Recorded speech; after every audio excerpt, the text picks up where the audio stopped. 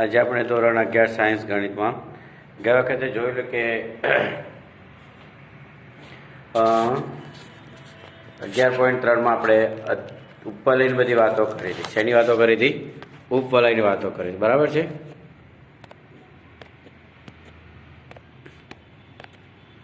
આજે આપણે અતિવલય પર પણ જવાનું છે, પણ પહેલાં આપણે ઉપવલયમાં જે થોડું બાકી છે એને આપણે પૂરું કરી દઈએ એટલે ખ્યાલ આવશે તમને. બરાબર કે શું બાકી છે ને આપણે કેટલું કામ કરવાનું છે એની આપણે અંદાજ આવી જશે. બરાબર, એ તમે ધ્યાન રાખજો કે જેની અંદર આજે જે આપણે જોઈશું એમાં સ્વાધ્યાય 11.3માં જે આપણે બે ત્રણ દાખલા બાકી છે પૂરા કરી દઈએ અને પૂરા કર્યા પછી આપણે આગળ વધીશું. બરાબર, એની આપણે ચર્ચા કરવાના છીએ. તો જોઈએ આપણે હવે. તો આપણો જે દાખલો છે 11માં 18 કે 19 દાખલા બાકી છે. આપણે છેલ્લા લે 19મો દાખલો એવો છે કે ઉગમ બિંદુ કેન્દ્ર પ્રધાન અક્ષ હોય તો બિંદુઓ 3, 2 અને 6 માંથી પસાર થતું સમીકરણ મેળવવાનું છે. બરાબર છે. કેન્દ્ર શું હોય છે? ઉગમ બિંદુ હોય છે અને પ્રધાન અક્ષ y હોય તેવું ઉપવલયનું સમીકરણ શું થાય? સ્વાધ્યાય 11.3. બરાબર.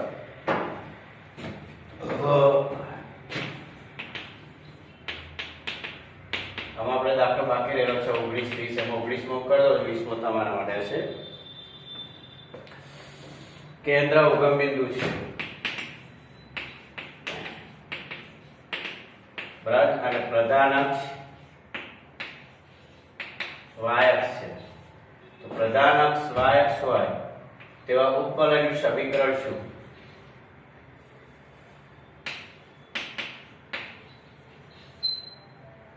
અક્ષ તેવા ઉપવલયનું સમીકરણ x² upon b² plus y² upon a² બરાબર 1 થઈ જશે. શું થશે? x² upon b² plus y² upon a² થઈ જશે. હવે બિંદુ તમને xy આપેલું છે એવા અતિ પરવલય પર જે આપેલા છે, અતિવલય પર આવેલા બે બિંદુઓ છે. એ બંને બિંદુઓ જે છે, બિંદુ કયું છે એ આપણે જોઈએ. બિંદુ 3, 2 માંથી ઉપવલય પસાર થાય છે. તો સમીકરણ 3 એટલે xy છે. પરવલય ઉપવલય પર આવતા બિંદુ હોય છે. બરાબર. તો 3 નો સ્ક્વેર 9 ભાગ્યા b² 2 નો સ્ક્વેર 4 ભાગ્યા a² બરાબર 1. આ બે લસા લઈ લો તો 9a² plus 4b² બરાબર a² b². આ પહેલું સમીકરણ થશે. એવી રીતે બીજું બિંદુ તમને આપી દીધેલું છે. બિંદુ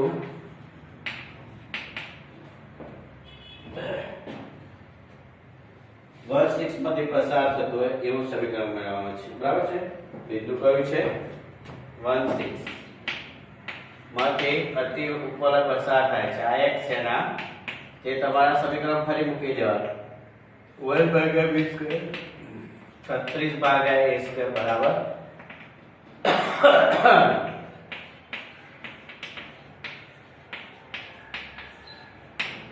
બિંદુમાંથી ઉપવલય પસાર થાય છે એવું આ કહેવામાં આવે છે. પ્રધાન અક્ષ y અક્ષ છે, એના ઉપર આ બિંદુ આપી દીધેલા છે. બરાબર. બરાબર 1, 6 અને પેલું બિંદુ કયું છે 3. તો તમારે જોવું હોય તો હું આકૃતિ પણ દોરી દઈશ. પહેલા આપણે આ બંનેનું સાદુરૂપ આપી દઈએ. સમીકરણ 1 અને 2 ની બાદબાકી કરી દઈશ. નહીં, આને 9 વડે ગુણવું પડશે. બરાબર છે. કેટલા વડે ગુણવું પડશે? 9 વડે ગુણી કાઢ બીજાને.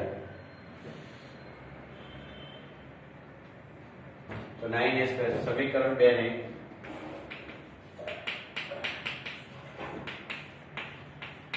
9 વડે ગુણી બાદબાકી કરતા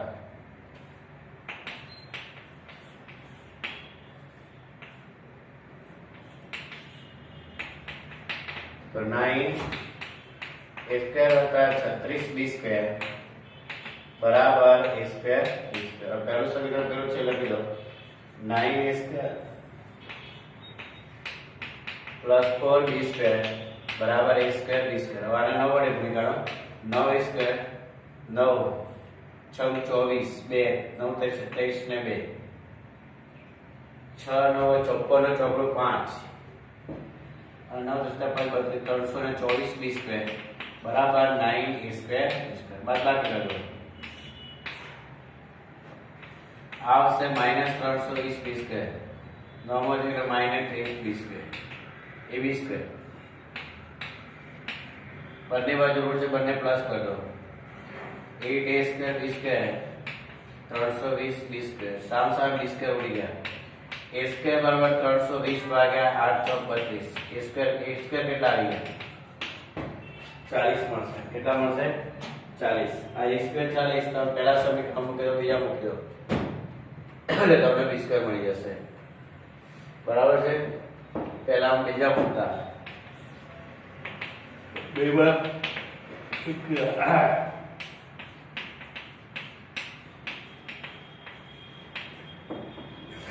બરાબર છે અહીંયા પણ સ્ક્વેર ઇક્વલ મૂકવાની પાછી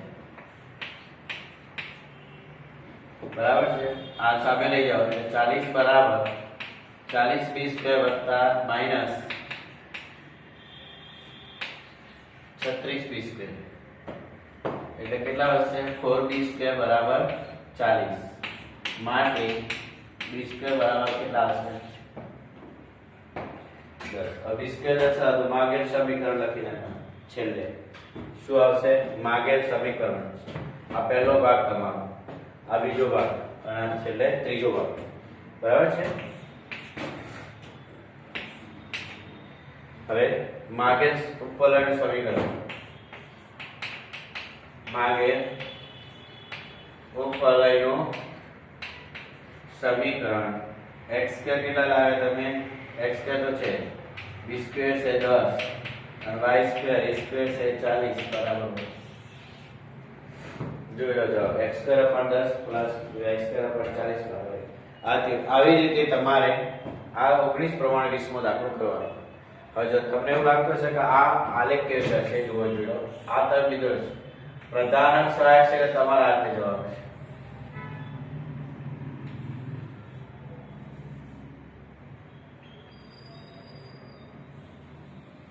બરાબર છે આ x અક્ષ અને y અક્ષ આ તમારે કઈ અક્ષ છે પ્રધાન અક્ષ છે હવે જો બિંદુઓ કયા કયા આપ્યા છે 3 2 તો 3 અને 2 અહીંયા હોય આટલા મૂકીએ અને પેલું છે 1 6 તો અહીંયા 1 9 6 નહીં આ બિંદુઓ અતિ વલય પર છે એટલે તમને એ કરીશું બસ આ રીતે બસ બીજું કઈ માર લખવું નથી આ ગમ બિંદુ કેન્દ્ર થઈ ગયું બરાબર છે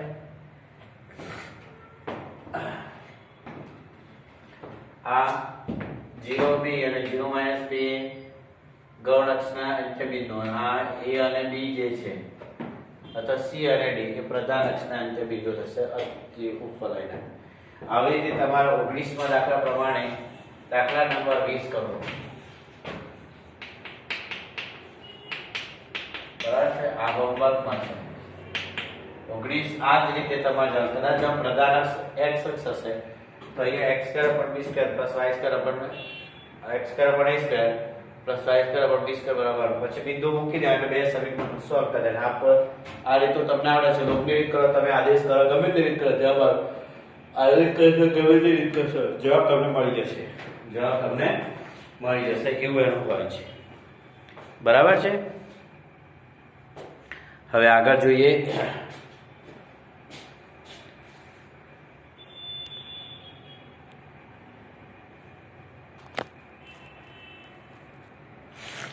આગળ હવે આપણે નવી ચર્ચા કરવાની છે જ્યારે હવે આપણે આવીશું ઉપવલય કર્યો હવે અતિવલયની વાત આવશે અતિવલય કોને કહેવાય તો અતિવલય એટલે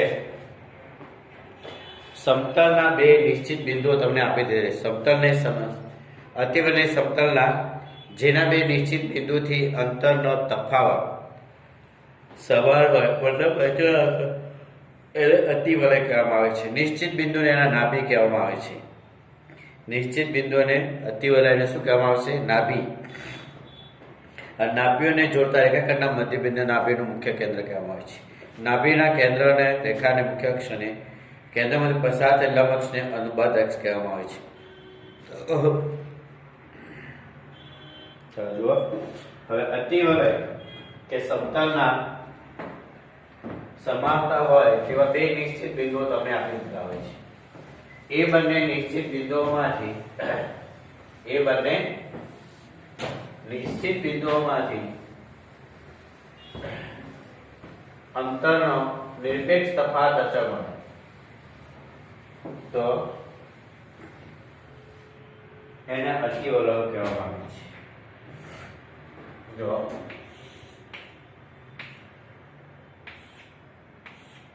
અહીંયા એક નિશ્ચિત બિંદુ તમે F1 લીધું છે અને બીજું નિશ્ચિત બિંદુ છે F1 છે. બસ હવે અંતર જે છે મારે હું અહીંયા P1 લઉં છું. કયું બિંદુ લીધું છે આપણે P1. તો અહીંયાથી હું જે બિંદુ લઉં છું એ મારું અહીંયા P2 હશે કે તમે જો તો અહીંથી આ અંતર જે થાય P1 લખવું જ પડશે તમારે, બરાબર કે P2 હશે જોઈ લઉં બરાબર શું છે પછી તમને કહી દઉં. હા P3 લખેલ છે, P3 છે એ તો મને ખબર પડી ગઈ P3 છે અને અહીંથી તમે આમ કંઈ કરો છો અહીંયા P3 લખ્યું તો P1 F2 minus F1 P1 P1 F2 minus F1 P1 નો જે જવાબ આવે એ જવાબ તમે અહીંયા કોઈ બિંદુ મૂકી દો, બિંદુ P2 છે અને આને અહીંથી આમ જોડી કરો તો F2 P2 minus F1 P2 અને જો આને તમે અહીંયા જોડી દીધું છે તો ત્રીજું બિંદુ તમે એવું લખી શકો છો F1 P3 minus F2 P3. આના જે બાદબાકીઓ આવે છે દરેકની એ દરેકની બાદબાકીઓનો નિરપેક્ષ તફાવત કેવો હોય છે? અચળ હોય છે, જેને આપણે કહેવામાં આવે છે અતિવલય. એટલે F1 P1 હોય લખો તમે ત્યારે એમાંથી F2 P1 માંથી F1 P1 બાદ કરો, નાનો હોય બાદ કરો એટલે અહીંથી આ ડિસ્ટન્સ માંથી આવે. હવે તમે માનો કે P2 F2 માંથી F1 P2 બાદ કરો અને F1 P3 માંથી P3 F2 બાદ કરો તો દરેક વખત તમારો નિરપેક્ષ તફાવત સમાન હોય છે. નિરપેક્ષ તફાવત સમાન હોય તેવા બિંદુઓના ગણ એટલે અતિવલય. અતિવલય એટલે સમતલના જેના બે નિશ્ચિત બિંદુઓ, અતિવલય એટલે સમતલના એવા બે નિશ્ચિત બિંદુથી અંતરનો નિરપેક્ષ તફાવત અચળ હોય તેવા બિંદુઓનો ગણ. વ્યાખ્યા પલાયેલા વધારે દૂરથી બિંદુનું અંતર અને ઓછા નજીક. દૂરથી બિંદુનું અંતર આ બિંદુથી આ દૂરનું અંતર છે F1 P1 F2 અને નજીકનું બિંદુ F1 P1 બાદ કરો. એવી રીતે P2 F2 minus F1 P2 અને આ બિંદુ માટે આ દૂરનું બિંદુ એટલે F1 P3 minus F2 P3 બાદ. તો આ જે નિશ્ચિત બિંદુઓ છે એને નાભી કહેવામાં આવે. શું કહેવામાં આવે છે? નિશ્ચિત બિંદુને નાભીઓ કહેવામાં આવે છે. આ બે નિશ્ચિત બિંદુને શું કહેવામાં આવે છે? નાભીઓ. યાદ રાખજો, બે નિશ્ચિત બિંદુઓને અતિવલય નાભીઓ કહે છે. નાભીઓને જોડતા રેખાખંડને ના મધ્ય બિંદુને અતિવલયનું કેન્દ્ર કહે છે. નાભીઓને જોડો તમે અહીંયાથી અહીંયા સુધી જે અંતર છે એને ચોઈસ કરી દેવાનું અને એનું મધ્ય બિંદુ જે મળે છે એને નાભીઓનું શું કહેવામાં આવે છે? મુખ્ય કેન્દ્ર કહેવામાં આવે છે. નાભીઓના અંત્ય બિંદુને નાભીઓને જોડતા રેખાખંડના મધ્ય બિંદુને અતિવલયનું કેન્દ્ર કહેવામાં આવે છે. અતિવલયનું કેન્દ્ર કહે છે. નાભીઓમાંથી પસાર થતી હોય રેખાના મુખ્ય અક્ષ, જો આ નાભીઓમાંથી પસાર થાય છે F1 F2 અને મુખ્ય કેન્દ્ર કહો અથવા તો અતિવલયનું કેન્દ્ર કોને? નાભીઓને જોડતા રેખાખંડના મધ્ય બિંદુ. અહીંથી તમે આને જોઈન્ટ કરી દીધો છે જે મેં રાઉન્ડ કર્યું છે મધ્ય બિંદુ છે એને અતિવલયનું કેન્દ્ર કહેવામાં આવશે. નાભીઓમાંથી પસાર થતા રેખાને મુખ્ય અક્ષ કહેવામાં આવે છે. શું કહેવામાં આવે છે? મુખ્ય અક્ષ. આને આ રેખાખંડને મુખ્ય કહેવાય છે, આ નહીં, અહીંથી આમ કરતો મુખ્ય અક્ષ કહેવામાં આવે છે. અને મધ્ય બિંદુમાંથી પસાર થતા મુખ્ય અક્ષને લંબ હોય ના મુખ્ય અક્ષને લંબ હોય અને ના મુખ્ય કેન્દ્રમાંથી પસાર થતા હોય તેને અનુબદ્ધ અક્ષ કહેવામાં આવે છે. કયો અક્ષ કહેવામાં આવે છે? અનુબદ્ધ અક્ષ કહેવામાં આવે છે. એટલે x અક્ષને મુખ્ય અક્ષ થશે અને y અક્ષ અનુબદ્ધ અક્ષ છે. આટલી વાત છે. શું છે? સમતલના એવા બે નિશ્ચિત બિંદુથી અંતરનો નિરપેક્ષ તફાવત અચળ હોય તેવા બિંદુઓના ગણને અતિવલય કહેવાય. P1 P2 P3 એટલે અતિવલયના બિંદુ નિશ્ચિત બિંદુને અતિવલયની નાભીઓ કહે છે. નાભીઓને જોડતા રેખાખંડના મધ્યબિંદુને અતિવલયનું કેન્દ્ર કહેવામાં આવે છે. નાભીઓમાંથી પસાર થતી રેખાને મુખ્ય અક્ષ કહેવામાં આવે છે. નાભીઓમાંથી પસાર થતી રેખા એટલે તમે લંબાઈ દીધી છે, બરાબર છે? એટલે આ પણ છે ને આ પણ છે, એને મુખ્ય અક્ષ કહેવાય છે. નાભીના મુખ્ય અક્ષને લંબ અને કેન્દ્રમાંથી પસાર થતી હોય તેવી અક્ષને અનુવદ અક્ષ કહેવામાં આવે છે. હવે સાંભળો, હવે મારે આપણે ફરી દોરવી પડશે તો તમને વ્યાખ્યાઓ પાછી કરવી પડશે આપણે, બરાબર છે? આ રીતનું તમે દોરી દીધું છે. અહીંયા તમે લખ્યું હશે F1, અહીંયા લખ્યું છે તમે F2. શું લખ્યું છે? F2 લખ્યું છે. તો આ બંને જે બિંદુઓ છે તમારે નાભી, અહીંયાથી અહીંયા સુધીનું મુખ્ય અક્ષ જે અહીંયા કેન્દ્ર છે ત્યાં સુધી અંતરને C કહેવામાં આવે છે. તો અહીંયાથી અહીંયા સુધીનું જે અંતર છે એ પણ C છે. તો આખું અંતર શું થઈ જશે? અહીંથી છેક અંત સુધીના અંતરને 2C કહેવામાં આવે છે. તો આ જે બિંદુ છે અહીંથી જે અંતર છે એને A કહેવાય, તો અહીંથી આ અંતર પણ A છે. તો આ અંતર કેટલું થશે? 2A. આ શું છે? તો અતિવલયના અંત્યબિંદુ કહેવામાં આવે છે. અનુબદ્ધ અક્ષથી મુખ્ય અક્ષના છેદ બિંદુને જે છે એને અતિવલયના શિરોબિંદુ કહેવામાં આવે છે. અતિવલયના મુખ્ય અક્ષને જે બિંદુઓ છેદે, અતિવલય મુખ્ય અક્ષને જે બિંદુમાં છેદે તે બિંદુને અતિવલયના શિરોબિંદુઓ કહેવામાં આવે છે. એટલે એ શિરોબિંદુઓથી અનુબદ્ધ અક્ષ સુધીના અંતરને A વડે દર્શાવવામાં આવે છે. અને નાભીથી શિરોલંબ અક્ષ સુધીના અનુબદ્ધ અક્ષ સુધીના અંતરને C કહેવામાં આવે છે. બે નાભીઓ વચ્ચેના અંતરને 2C કહેવામાં આવે છે. અહીંયાથી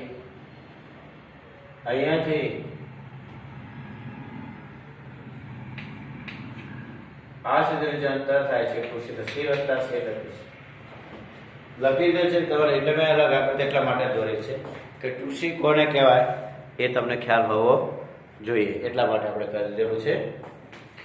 અને મુખ્ય અક્ષના બે શિરોબિંદુ વચ્ચેના અંતરને 2A વડે, બે શિરોબિંદુના અંતરને 2A વડે.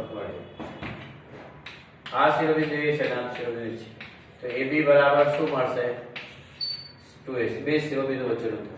તમારે જો C શોધવું હોય તો તમને અહીંયા આકૃતિમાં આપી દીધેલું છે ક્વાડ્રેગેલનું છે.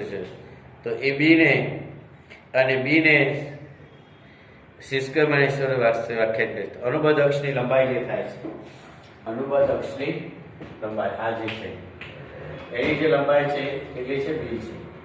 અને મુખ્ય અક્ષની લંબાઈ છે A છે. તો તમારે સિવાય અંડર રૂટ તમને આપી દે C બરાબર અંડર રૂટ C² - A² એટલે B મળે. બસ આ એક તમારું સૂત્ર બની જશે. C² તમારી પાસે C પણ છે નહીં છે એટલે તમને B મળી જાય છે. બસ આટલું મારે જરૂર. હવે જે સૂત્રો છે એ આપણે લખી જ આપીશું, બરાબર છે? બીજું કંઈ તમારે કરવા જરૂર નથી. સૂત્રો ખ્યાલ આવી ગયું છે. ઉપવલયમાં જેમ ગજ ગુણોત્તર A બરાબર C અપન એને ઉત્કેન્દ્ર, તો એ પણ ઉત્કેન્દ્રતા છે. અતિવલયની ઉત્કેન્દ્રતા એટલે E બરાબર C અપન A. આ અતિવલયની ઉત્કેન્દ્રતા કહેવામાં આવે છે. ઉત્કેન્દ્રતાનો સંકેત કયો છે? E. કયો છે? E બરાબર C અપન A. એ એનું સૂત્ર છે, તમને ખબર છે. પેલા જે છે C > હોય છે. અતિવલયની ઉત્કેન્દ્રતા 1 થી નાની ના થાય, બરાબર છે? એટલે નાભ્યનું કેન્દ્રથી અંતર હંમેશા A થાય. જો નાભ્યનું કેન્દ્રથી અંતર તમારે શોધવું હોય તો C બરાબર A જેટલું થઈ જાય છે. અહીંથી અહીંયા સુધીનું જે ડિસ્ટન્સ છે એ જેટલું. E બરાબર C અપન A, તો C બરાબર A અને E નો સૂત્ર જશે ગુણાકાર, એટલે અહીંથી અહીં સુધીનું અંતર જે છે એ C બરાબર A જેટલું બની જશે. ઉત્કેન્દ્રતા અને A નો ગુણાકાર કરી દેવો, બરાબર છે? હવે એવી રીતે x અક્ષ અને y અક્ષના બિંદુઓ જે આપી દીધેલા છે એ પણ લખી દે. નાભીના બિંદુઓ કયા હોય અને શિરોબિંદુ C છે. આ નાભી ઋણ તરફ છે એટલે 0 - A, અને આ નાભી માટે આવશે x અક્ષ છે એટલે -A0 અને અહીંયા આવશે A0, અને આ જે બિંદુ આવશે આમાં C છે. કેમ આમ થાય છે? અને આમાં લખવાનું છે માઇનસ એ 0 આ શિરોબિંદુ એ અને આ શિરોબિંદુ જે બી આવશે એ આવશે એ એટલે શિરોબિંદુ કયા છે એ પણ તમને ખબર હોવી જોઈએ કારણ કે એ જરૂરી છે શિરોબિંદુ કયા છે એવી જ રીતે તમારે જો અતિવલયનું સમીકરણ કયા પ્રકારનું હોય છે એ પ્રમાણે તમારે જવાનું છે એટલે એવા સમીકરણ પણ તમારે પહેલા જોઈ લેવા પડશે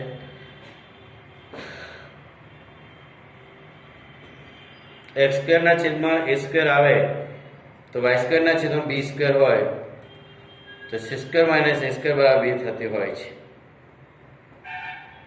બરાબર છે એટલે સમીકરણ શું આવે છે એના પર તમારે ઇન્ડિપેન્ડન્ટ રહેશે બરાબર છે એટલે અતિવલયનું સમીકરણ તમને ખબર પડી ગઈ x square upon a square minus y square upon b square પહેલામાં આપણે પ્લસ લખતા હતા આમાં જે સૂત્ર આવશે આનું જે સૂત્ર આવશે x square upon a square minus y square upon b square બરાબર છે અને જો ઊભી રેખા દોર દો આ આકૃતિ જે છે આપણે ઊંધી દોર દઈએ મતલબ y અક્ષ ને પ્રધાન અક્ષ લઈએ અરે મુખ્ય અક્ષ બરાબર છે પેલામાં આપણે શું કહેતા હતા પ્રધાન અક્ષ અને ગૌણ અક્ષ જ્યારે અહીંયા બોલવાનું છે મુખ્ય અક્ષ અને અનુબદ્ધ અક્ષ હવે તમારો ગ્રાફ આ પ્રકાર છે માનો કે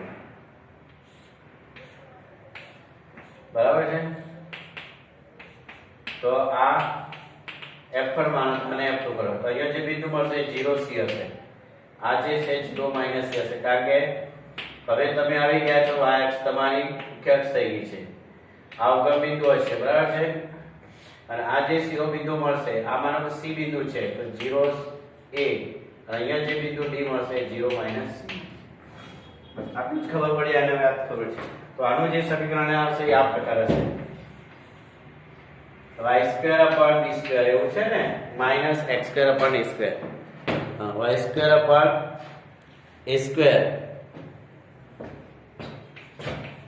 minus x square upon b square બરાબર છે એટલે y પહેલો હોય તો મુખ્ય અક્ષ y હશે અને x પહેલો હોય તો મુખ્ય અક્ષ x થશે આટલું યાદ રાખવાનું પછી સૂત્રો તો પેલા જેવા છે નાભીઓની આપણે અહીં લખી દીધેલા છે હવે આને નાભીઓ લખે શું લખો તમે પ્લસ ઓર માઈનસ c0 શિરોબિંદુ લખો શું લખો plus or minus a0 c શું આવશે b c square minus a square ઉત્કેન્દ્ર તઈ બરાબર c અપોન a બીજું કઈ છે અને બંનેના સમીકરણો તમારી સામે મૂકી દીધેલા છે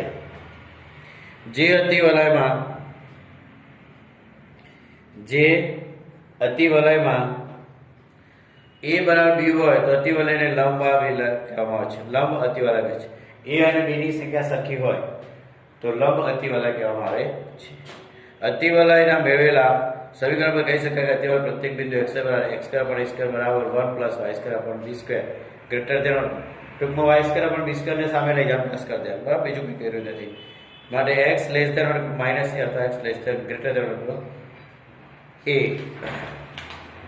એના બે તારણો છે જો અતિવલયના પ્રમાણિત સમીકરણ ઉગમ બિંદુ કેન્દ્ર હોય અને મુખ્ય અક્ષ અનુમાન તથા અનુબદ્ધ હોય અક્ષ તો યામક્ષ ઉપર હોય છે એ તો તમને ખબર છે મુખ્ય અક્ષ અને અનુબદ્ધ અક્ષ એ ક્યાં આવેલો હોય છે યામક્ષ ઉપર જ હોય છે એટલે અક્ષ ઉપર જ છે જોઈ લો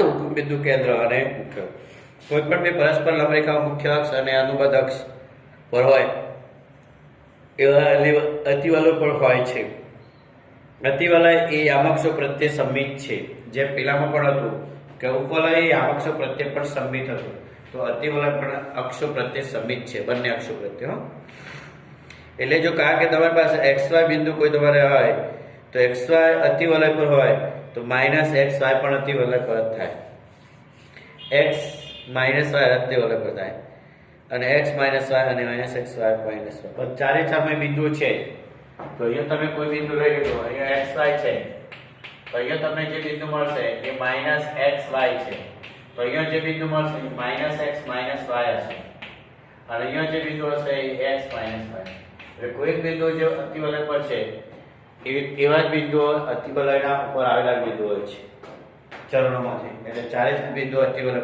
મતલબ બંને અક્ષો સંમિત છે અતિવલય માટે બંને અક્ષો કેવી છે સંમિત છે કે એ વસ્તુ ખાસ ધ્યાન રાખવાનું અતિવલય એ આમોક્ષ પ્રત્યે સમી છે, x અક્ષ અને y અક્ષ, મતલબ મુખ્ય અક્ષ અને અનુબદ્ધ અક્ષને સમી છે. પેલામાં આપણે શું લખતા હતા? પ્રધાન અક્ષ અને ગૌણ અક્ષ પ્રત્યે સમી છે. બરાબર છે, કારણ કે એમાં પણ બિંદુ આવતા જ હોય છે. આગળ એક નોંધ છે બીજી, તમારે નોંધો લખ્યો તો પેજ નંબર 246 પર છે. નાભીઓ હંમેશા મુખ્ય અક્ષ પર હોય અને છેદમાં ધન પદોથી મુખ્ય અક્ષ વિશે જાણી શકાય છે. ઉદાહરણ તરીકે x² પર 9 - y² પર 16 બરાબર 1 છે, તો મુખ્ય અક્ષ x અક્ષ પર હોય તેની લંબાઈ 6 છે, અને y² પર 25 - x² પર 16 હોય તો મુખ્ય અક્ષ હોય. એટલે પહેલું જે પદ આવે છે x² પહેલું હોય તો તમારું મુખ્ય અક્ષ x અક્ષ થઈ જાય, અને પહેલું પદ y² વાળો આવે તો સમજી લેવાનું મુખ્ય અક્ષ અક્ષ. અને જ્યારે પહેલામાં શું લખતા આપણે x² પર x² + y² પર b² બરાબર એ b કરતો મોટો છે માટે પ્રધાન અક્ષ થાય. અહીંયા એવું નથી, અહીંયા એનાથી ઊંધી પ્રોસેસ છે. કેવી પ્રોસેસ છે? ઊંધી પ્રોસેસ છે, એ તમને ખબર પડી જશે. બરાબર કે x² પદ પહેલું હોય તો એ મુખ્ય અક્ષ બની જશે, એટલું યાદ રાખજો. અને એની લંબાઈ 10 છે કે કેટલી છે? 10 છે. એટલે તમારે લંબાઈ લખવી પડશે ને. અને x² નો સગુણક ધન હોય કે y² નો સગુણક ધન હોય તે અનુસાર x અક્ષ મુખ્ય અક્ષ અને અથવા y અક્ષ મુખ્ય અક્ષ બનશે. નાભી લંબ હોય, નાભીમાંથી પસાર થતો મુખ્ય અક્ષને લંબ હોય, નાભીમાંથી પસાર થતો હોય આ રીતે આમ, અને મુખ્ય અક્ષને લંબ હોય.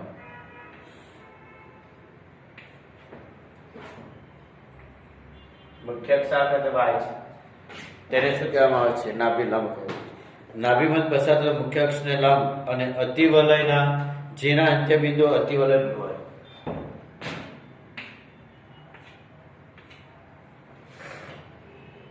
તેને નાભીલંબ કહેવામાં આવે છે. શું કહેવામાં આવે છે? નાભીલંબ. અને નાભીલંબની લંબાઈ 2b² અને પેલામાં જે હતું એ સૂત્ર છે અહીંયા. બરાબર છે. હવે તમારે કઈ પૂછો? લખાણ ઘણું બધું છે, બધું લખવું હોય તો બરાબર છે. લખાણ ઘણું બધું આપી દીધું. કેન્દ્ર 0 0 હોય, શિરોબિંદુ ± a0, નાભીઓ f1 c0 f2 -c0, એટલે ± c1 ±c0 લખી શકાય. જો c બરાબર a² + b² થઈ જશે આ સૂત્રમાં. ત્યાં બાદબાકી રીતે અહીંયા c શોધવો હોય તો a² + b² થાય છે. પ્રધાન અક્ષની લંબાઈ 2a, અનુબદ્ધ અક્ષની લંબાઈ 2b, કેન્દ્ર e બરાબર c પણ તમને ખબર છે, અને એમાં a² + b² અપન એ લખે. પેલા આપણે શું લખતા? a² - b² અપન એ લખતા. અહીંયા તફાવત એટલે સરવાળો કરવાનો, અને ત્યાં સરવાળો હતો એટલે તફાવત કરતા આપણે. પ્રધાન અક્ષ માટેનું સમીકરણ x0, અને પ્રધાન અક્ષ એટલે કે મુખ્ય અક્ષ, અને અનુબદ્ધ અક્ષ માટેનું સમીકરણ x બરાબર 0 આવશે. લંબાઈ 2b² અપન a, નાભી લંબની લંબાઈ અને નાભી લંબના અંત્ય બિંદુ આવશે ± e, નાભી લંબના અંત્ય બિંદુઓ. એટલે જો મેં અતિવલય પર જો રાઉન્ડ કરેલા છે ત્યાં એનું જે બિંદુ છે ± e અને b² અપન એ થશે ± e, નાભી લંબના અંત્ય બિંદુ. એટલે એ જે બી બિંદુ મળે છે આ એટલે નાભી લંબના અંત્ય બિંદુ કહેવામાં આવે છે, જે છે ± e અલ્પવિરામ ± b² અપન એ થશે. કારણ કે તમને ખબર છે બેટા કે નાભી લંબથી અહીંયા સુધીનું જે અંતર છે c છે, અને અહીંથી આ સુધીનું જે અંતર છે એ a છે. તો તમે c અપન e કરો એટલે e મળી જાય ને, એટલે એને e કદરો ગુણાકાર. બરાબર છે કે c બરાબર e, c નું મૂલ્ય લેવું હોય તો e જેટલું થશે, અને પેલું જે અંતર છે b² અપન એ. બે નાભીઓ વચ્ચેનું અંતર 2ae થશે. કેટલું થશે? અહીંયાથી અહીંયા સુધીનું જે અંતર થાય છે છેક f1 થી f2 સુધીનું એ a જેટલું થશે. 2ae + a એટલે 2a. આ a થશે અહીંયા, એમાં c કરતા કરવાનું એટલે આ રીતે c બરાબર e. તો અહીંથી આ a છે અને અહીંથી આ પણ a છે, તો બે નાભીઓ વચ્ચેનું અંતર શું થાય? ae + a એટલે શું થશે? 2a થશે. અને બંને અક્ષોને સમિત બસ આ ને આ. પેલામાં 0 0 0, આમાં શિરોલંબ બિંદુ ± a પેલું પર c 0 ± એના ઊંધું લખી નાખું, બીજું કઈ છે નહીં. c બરાબર a² + b² જે લખો એવું.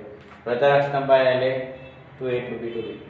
BC આપણને પ્રધાનાક્ષનું સમીકરણ મુખ્ય સમીકરણ x બરાબર 0 અને આમાં પ્રધાનાક્ષ x થાય એટલે મુખ્ય અક્ષનું સમીકરણ x બરાબર 0 અને આ જે છે અનુબદ્ધ x અક્ષ એનું સમીકરણ y બરાબર 0 થશે. નિયમિકાનું સમીકરણ y² upon c થશે પ્લસ or માઇનસ. પેલામાં નિયમિકાનું સમીકરણ જે હતું એ a² upon b² upon c થતું. નાભ્ય વચન 2a અંતર બંને અક્ષરોને સમિત છે. અતિવેલાને સમીપ કરતી કેટલાક તારણો મળે છે આપણે જોઈ લીધેલા છે. ઓકે, તો આ પ્રમાણે પ્રેક્ટિસ કરી લેવાની.